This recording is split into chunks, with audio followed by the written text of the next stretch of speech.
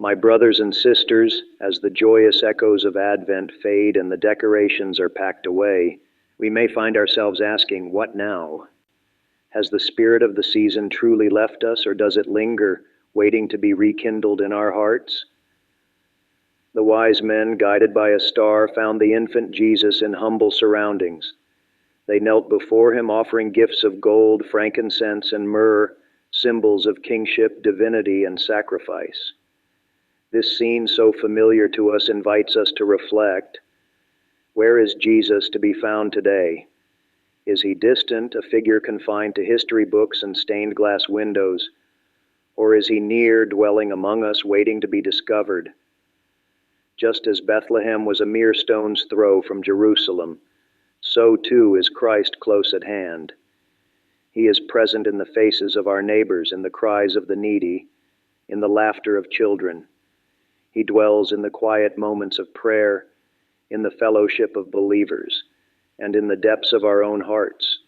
But how do we, like the wise men, do homage to the Christ child in our midst? Are we like Herod? Are we letting others find the presence of God on our behalf?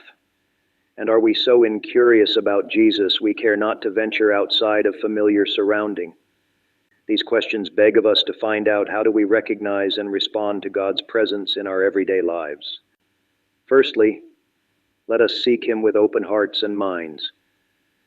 Just as the Magi followed the star, we must be attentive to the signs of God's presence in our world. This may involve setting aside time for prayer and reflection, engaging in acts of service, or simply being present to the needs of those around us. Secondly, let us offer him gifts worthy of a king. Gold, frankincense, and myrrh are but figures for what we can give, the gifts of our love, our compassion, and our commitment to following his teachings. Let us offer him our time, our talents, and our resources, using them to build his kingdom here on earth. Thirdly, let us share the good news of his birth with others. Just as the light of the star shone brightly for all to see, so too must we be beacons of Christ's love in the world.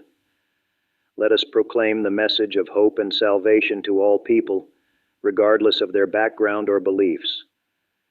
The gospel, as St. Paul reminds us in his letter to the Ephesians, is a message of inclusion. Through Christ, the dividing walls have been broken down, and all are invited to share in the inheritance of God's love. Let us therefore embrace this spirit of unity, reaching out to our brothers and sisters and working together to build a world where all may experience his presence. My friends, the spirit of Advent may have dissipated, but the spirit of Christ remains.